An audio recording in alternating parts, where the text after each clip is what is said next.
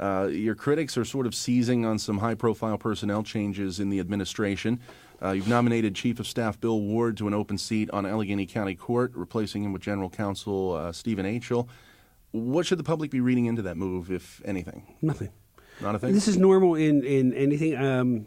Let me ask you this. If Matt were here, Matt, do you know who the Chief of Staff is to the President right now? He's already on his third Chief of Staff, if I recall And that's correctly. common for presidents. And it's not uncommon for governors either.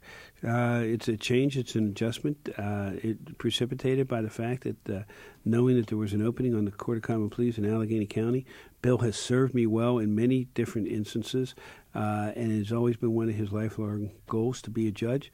I was able to nominate him. There's a few other judges that will be nominated across the state also to fill some vacancies, and I wanted to make sure that he had the opportunity to serve as a judge. Chief Justice Ron Castile said that maybe that vacancy doesn't need to be filled because the workload, the caseload is down in Allegheny County.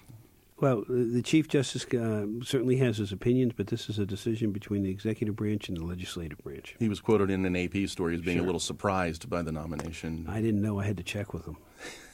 And just when you made that nomination, you did say you were happy to let an old friend Absolutely. achieve a lifelong goal, but that opened the door for people to bring up cronyism. Was that fair? You know, it is an old friend, but I could put him up against anybody else who I could have considered, and he is one of the most qualified people I know for this job.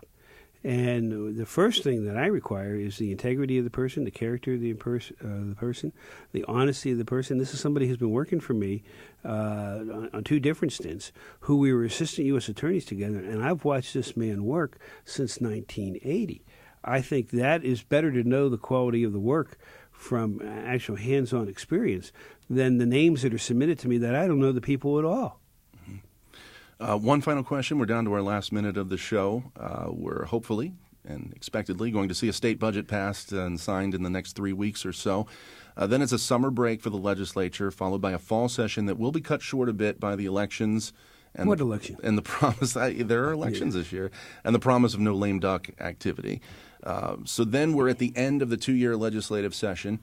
Has this been a productive session? Oh, it's been extremely productive. Look at what was just passed yesterday, unemployment compensation that they've been trying to get really for more than 4 years. That was done. And if you're saying session, you mean the entire 2 years. The 2 years, yes.